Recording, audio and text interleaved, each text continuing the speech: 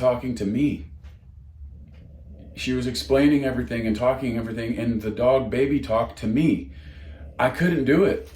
I couldn't sit there through that, and I couldn't confidently send my dog back with people who I deem to not know anything about dogs. And that's not a knock, bro, but if you don't understand the basic fundamental of less is more, then I can't feel great about it. This is my best friend Rosie, and today we're at the veterinarian to get her old lady checkup.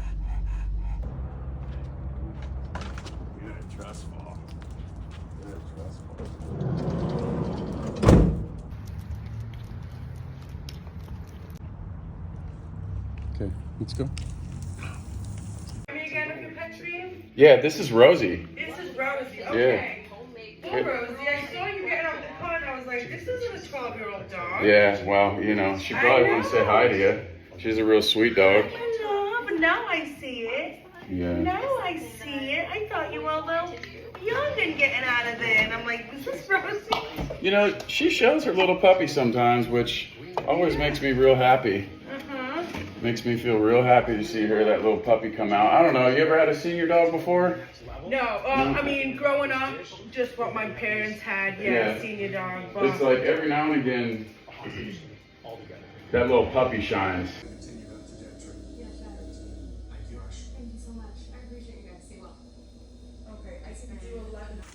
Please.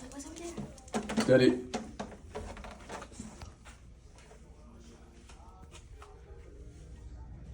Okay, my little chunky girl. Go. I'm not gonna lie, I do not like being here at all. Hi. Oh, hey, Dr. Owens, how are you? Well, it depends on how your babies are doing. How's your other kid doing? You know what, dude? Well, didn't go through with what the recommended protocol was. Not that I necessarily disagreed with the recommendation. This video is just to kind of express like where I'm at and how I felt, my experience, and like, you know, maybe why I didn't. I only paid for the office visit, had a nice conversation with the lovely veterinarian. However, I'm an unsettled, very unsettled, I was unsettled in there. Why was I unsettled in there? It started with, if I'm being honest, and this isn't a knock, bro, like I'm not trying to talk shit on anybody at all, like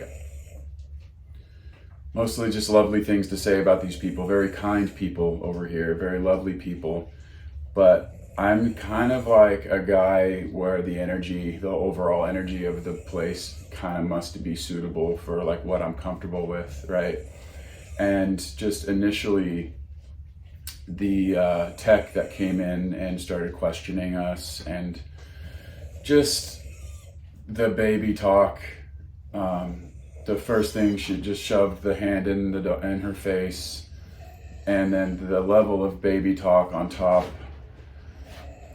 to me, is indicative of she just doesn't understand dogs. The hand in the face, the excessive baby talk, oh, don't be nervous. Like, that's all something that will conflict a conflicted dog, or even spark conflict in a non-conflicted dog. And I've been to 1,000 vets, and the ones that I personally appreciate most are the people that just kind of ignore my dog and we get to talking about what's going on. You're not going to talk a dog out of feeling nervous. You're not going to help a dog acclimate to you faster by shoving your hand in their face. It's just not going to happen. And that was like the initial experience. And right away, I'm like, when she goes back to get her blood work done and to get the x-rays, the techs are the ones that are handling the dog. And if I'm just telling you, if I get a feeling that the people handling my dog don't understand dogs, I don't feel comfortable letting them do the damn thing.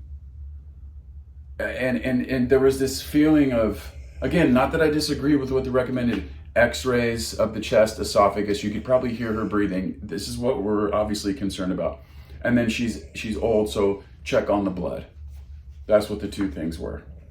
And then, I look at the price and I'm like, okay. I mean, I'm not concerned about the price. I have pet insurance on all my dogs, so I get the money back, at least most of it, every time I go in. But I know almost unequivocally my choice is I'm going to take her to my boys in La Mirada, where I've taken a bunch of my other dogs. I know them very well. They're these like older, like G'd up fucking Filipino dudes that when you walk in, they don't acknowledge the dog, bro. They're there for business and business only. And that is how you help a dog thrive in that type of environment.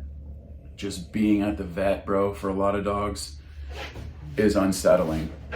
And the more you try to calm them down with your baby talk, and here's the other thing. The vet tech started baby talking to me. She was explaining everything and talking everything, and the dog baby talked to me. I couldn't do it. I couldn't sit there through that, and I couldn't confidently send my dog back with people who I deem to not know anything about dogs. And that's not a knock, bro, but if you don't understand the basic fundamental of less is more, then I can't feel great about it. This is my life, bro. This is my world. This is my universe. And the energy just got to be right for me. And my boys are far away, They're an hour plus away, and that entails basically taking like a whole day for me to go do that. So I was trying to go somewhere closer, but just didn't feel great about it. And I guess you could say I panicked, and instead of going through with all the recommended, I'm gonna go to my guys. They're gonna let me hold her. She's gonna squirm on your ass. Okay? She's gonna make an inexperienced vet tech life pretty miserable. And these boys are gonna let me hold my own dog while they do what they need to do. And to me, there's no other better situation. But I was just trying to give it a go more locally, but that's looking more and more like that's not what's gonna happen. I'm gonna have to cut out a day to go do that. And I also don't feel like this is an emergency situation either. Yeah, her esophagus and her breathing isn't great. But I could post a video right now, right after this, showing you like, dude, she'll go be her little puppy self sometimes.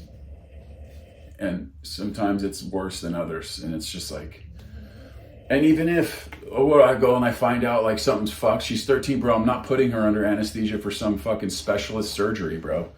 Like, the more and more I think about it, the more I realize I'm just gonna have to fucking cross my fingers and hope that she gives me as much as she can possibly give me before suffering starts. Because believe you me, I will not let this dog suffer for a single fucking moment. And at this current juncture, I don't feel like they're suffering whatsoever.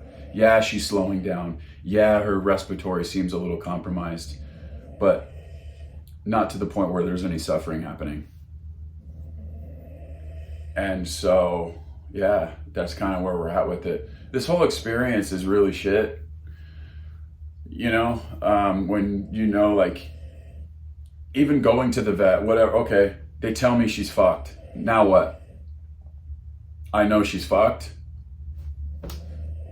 Like, they're not going to be able to do a whole lot. Like, she's 13, she's an old dog. Like, she's already surpassed life expectancy. Do you know what I mean? So I'm just at this point where I'm just like, this is shit. Like, there's nothing worse than I still have her, but yet every single day I still live in this like anticipation of the inevitable, which is just fucking torture. Watching my dog get old, my best friend. Don't know what I'm gonna do without her. And I'm gonna miss her so fucking much every single day for the rest of my life, while the rest of the world just keeps going. So, anyway, this is a really personal thing, and The only reason I'm sharing this with you guys is because I've shared her for all these years, and I feel that it's the right thing to do to keep you guys up to speed on what's happening with her, because she's not just my dog. Rosie's everybody's dog.